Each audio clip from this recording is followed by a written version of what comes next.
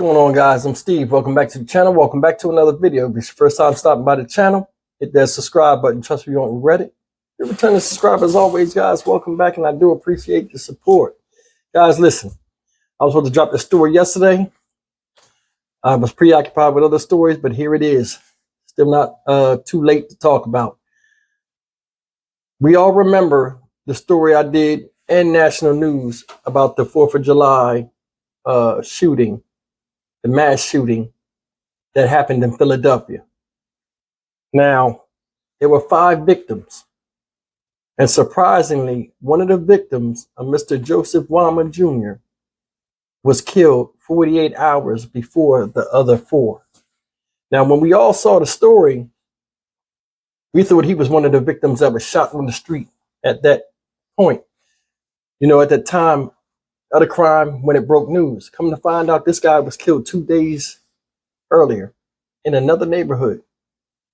And the reason why he's attached to these other 4 victims is because the shell casings and the ballistics and all that stuff match up. So the shooter could have been stopped.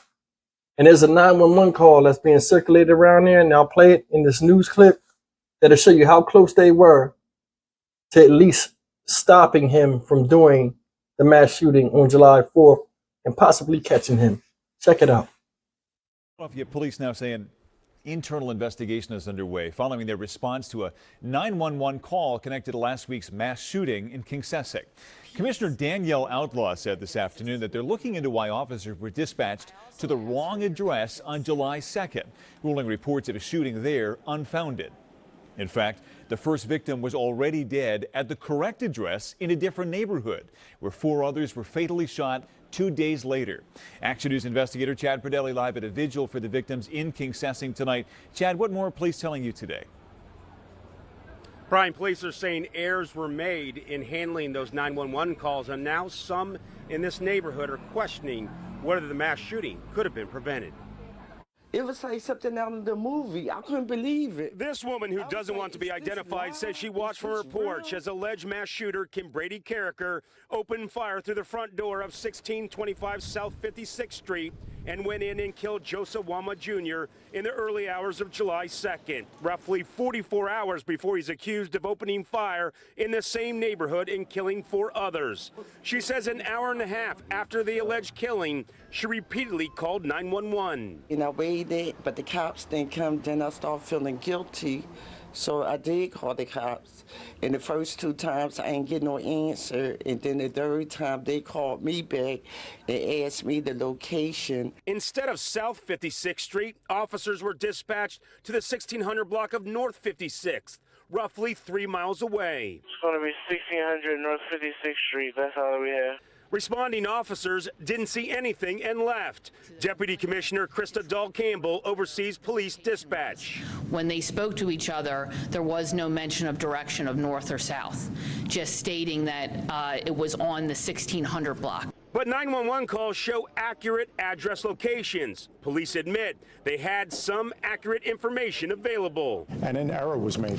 Someone placed in the wrong location without reviewing that to see in a very small print that she was in South 56. The dispatch error has people in this heartbroken neighborhood wondering if the mass shooting the following day could have been prevented. While it may have given us an investigative lead, the likelihood of cutting that off or cutting off what happened later on, we just don't know.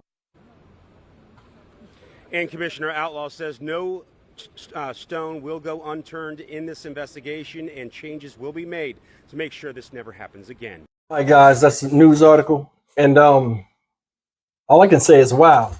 I mean, on being honest about the whole situation, they're saying they're going to do a big investigation.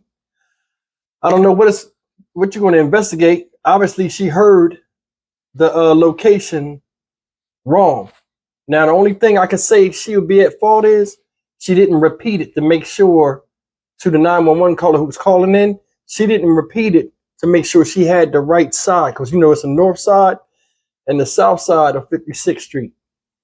That's the only complaint I have with her. And I think that's the only thing that really puts her in the wrong.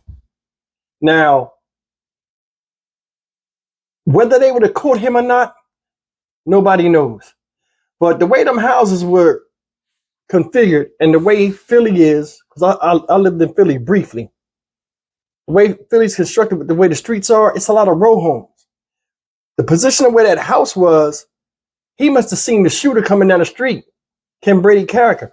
Walking down the street, they must have met eye contact or whatever. He went to run in the house. Kim Brady took aim, shot through the door. When he shot through the door, I guess he ran in there after him because the guy seen him. He don't know if he hit him or not. And then, like they said, it was 7 shots. 3 rounds were on the porch, and 4 rounds was in the house. So the man was dead for 2 days. Because remember, in my other video I did about it, I said the family members came home and found him.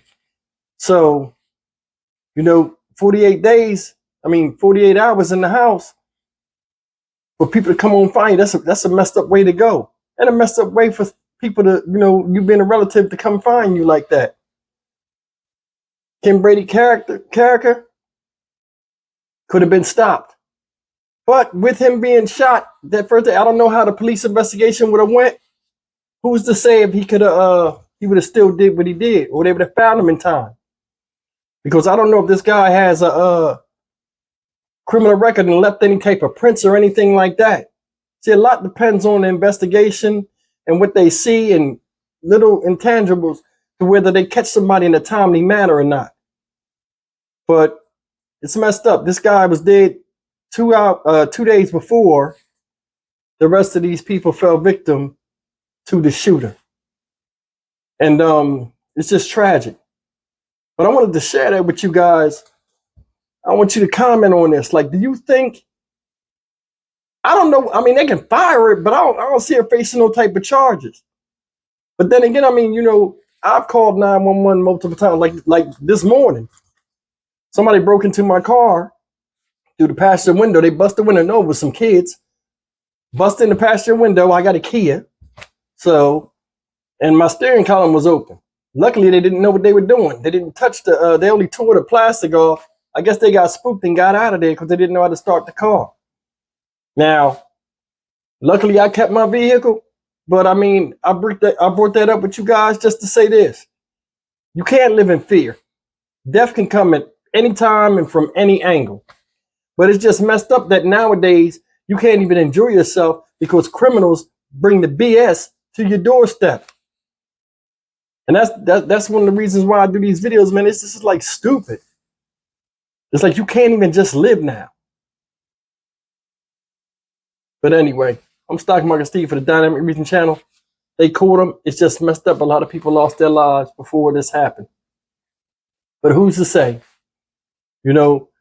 Stuff like this, that was his first victim. He had a taste of killing, emboldening, and went all out. Correction, it was the day before, July 3rd, he did this mass shooting, not on the 4th. 4th is when I reported it. But as always, guys, like, share, comment, and subscribe. I'll see you guys in the next video. You guys take care.